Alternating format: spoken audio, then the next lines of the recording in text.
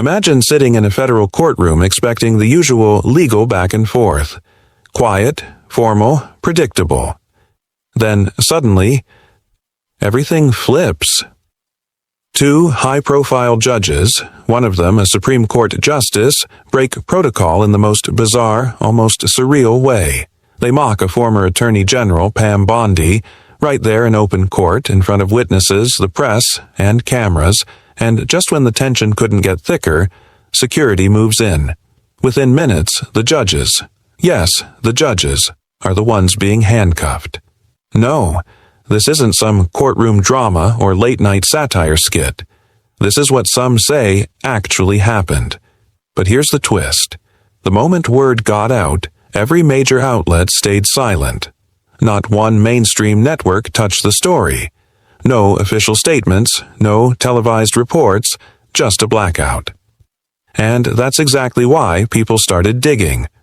At first, it sounded too wild to be true.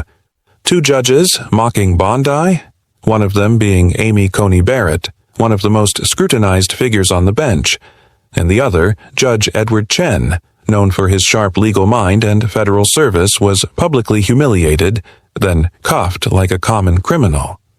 What kind of case could have provoked something so insane? And what did Pam Bondi say to spark that reaction? Whispers started online, spreading like wildfire through Reddit threads, leaked courtroom clips, and anonymous sources claiming they were inside the courtroom. Some say it was political theater gone wrong. Others, they think it was a setup, a takedown, or worse, something no one was supposed to see. But here's where things get strange. The more people searched for answers, the faster the story seemed to disappear. Posts were taken down, videos flagged, articles quietly retracted, the few that stayed up, buried under algorithms. It was like someone wanted it gone. So what really happened that day? Why would two federal judges risk everything in a single courtroom exchange? And if this story's fake, why did it go so far before getting shut down? This video breaks down everything we found. What happened, what didn't, and the theory that could explain it all. Because once we started pulling at the thread, the story unraveled into something way bigger than anyone expected. It was supposed to be just another procedural hearing. Quiet, controlled, the kind of legal matter that barely makes a headline, until it exploded into one of the most surreal and chaotic moments a courtroom has seen in years. On the docket that day was a seemingly routine case involving state-level policy challenges and judicial oversight. Nothing particularly headline-worthy. Until Pam Bondi showed up. Now, Pam Bondi isn't new to political tension. As a former Florida Attorney General and a frequent figure in conservative legal circles, she's used to tough rooms. But what she walked into that day wasn't just tough. It was hostile. Courtroom observers say the mood shifted the second she entered. Judge Edward Chen, known for his sharp, often skeptical demeanor, allegedly made a passing remark before Bondi even spoke. It wasn't recorded in the transcript, but several leaked first-hand accounts say it was sarcastic, maybe even mocking. Something along the lines of, "We're honored to be graced by the Florida firebrand herself." Laughter was heard from a few clerks. Bondi didn't respond, at least not yet. But then came the moment no one expected. Coney Barrett, yes, a sitting U.S. Supreme Court justice, was present. That alone was unusual. Justices don't typically appear in lower court proceedings unless there's a special appointment or a high-stakes constitutional angle in play. The reasons for her presence are still murky. Was it symbolic, strategic, or something else entirely? That question alone has triggered a storm of theories. What happened next, though, is what ignited the firestorm. As Bondi began her prepared remarks, she reportedly challenged the court's impartiality.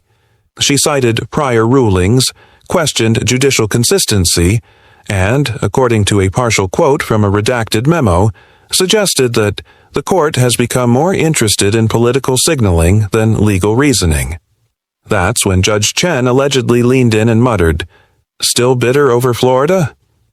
Another witness says he smirked and added, "This isn't a campaign rally, Miss Bondi." But it didn't end there. Coney Barrett, seated beside him, reportedly looked directly at Bondi and said, with what sources described as a cold smile, "Some people were made for law, others for cable news." The comment hit like a slap across the room. Bondi froze. So did everyone else. What was supposed to be a legal discussion had just become personal, tense, aggressive. Pam Bondi's tone changed instantly.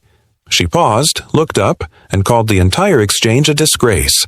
She accused the judges of blatant disrespect, abuse of authority, and even coordinated intimidation. Her voice rose. Security shifted to the back of the room. Then ACO.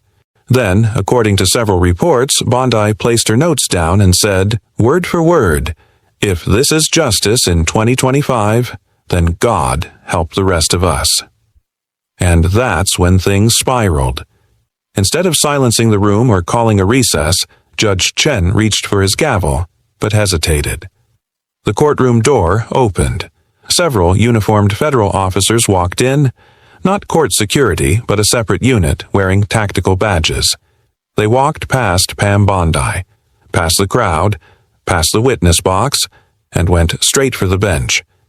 A moment of frozen confusion turned into sheer chaos. Judge Chen stood. Barrett remained seated. One officer reportedly showed a sealed document. Words were exchanged. The courtroom was dead silent, no shouting, no objections, just quiet disbelief. Then, handcuffs. Both judges, at the bench, in front of everyone. Court officers stepped in, escorting them out without any explanation. No Miranda rights read, no cause stated. Just a quiet, coordinated removal that lasted less than 60 seconds, but will likely be talked about for decades. And no one, not the attorneys, not the media, not even Bondi, could explain what they had just witnessed. No official statement was released. The court record was later sealed. And those who tried to report it? Most of their posts were taken down within hours. But one thing was clear. This wasn't a misunderstanding.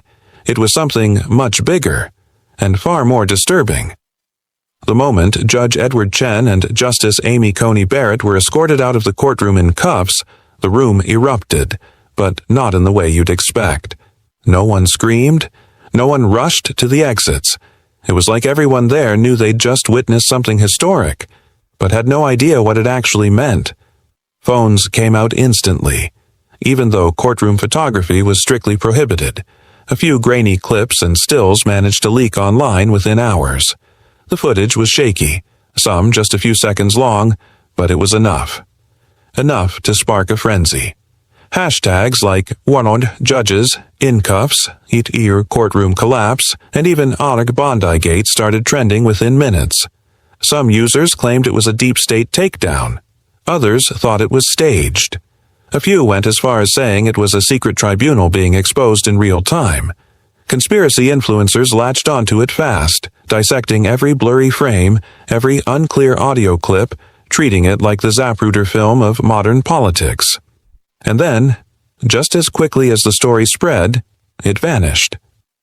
Videos were taken down for violating community guidelines. Posts flagged for misinformation. A Reddit megathread with over 20,000 upvotes was mysteriously locked, with moderators citing legal reasons. Even archive links started going dead. Something, or someone, was scrubbing the internet clean. Major news outlets? Silent. Not a single mention on cable news. No breaking banners. No panel discussions. The courtroom logs were sealed by the end of the day. Federal court reporters who were supposedly in attendance? Nowhere to be found. Meanwhile, speculation filled the void. Some said the judges had been part of a classified investigation and the arrest was unrelated to the Bondi exchange. Others insisted Bondi had triggered a legal trap, exposing bias or misconduct mid-proceeding. A few sources even claimed the entire thing was a reversal hearing, tied to confidential government proceedings, and that Bondi was never the target to begin with. Through it all, one thing became clear. People were terrified to speak. Attorneys who were in the building that day refused to comment. One law clerk reportedly resigned the next morning and left a cryptic farewell post that read, "We were told not to look. Now we can't unsee it." The silence from officials only made things worse. The lack of transparency wasn't just suspicious, it was fuel. Fuel for rumors, theories, deep dives, and wild speculations. But the biggest question still lingered. Why were two sitting judges arrested in open court? And why is no one allowed to talk about it? Coming up next, what happened behind the scenes in the 48 hours that followed, and why some say the truth was never meant to come out at all. The internet didn't know what to do with it. At first, it felt like a glitch in reality. Two judges, including a Supreme Court justice, getting cuffed mid-session. It couldn't be real, but the leaks kept coming. Shaky phone footage, courtroom sketches posted anonymously, even an alleged audio clip where someone clearly whispers, "That's Coney Barrett. They're actually arresting her." Within hours, the digital world erupted. TikTok was flooded with breakdowns and story time videos. YouTube creators went live, speculating in real time as scraps of footage and transcripts were stitched together like pieces of a conspiracy puzzle. Reddit threads turned into digital war zones, with thousands of users demanding answers and others warning to stop asking questions. But the reactions weren't unified, not even close.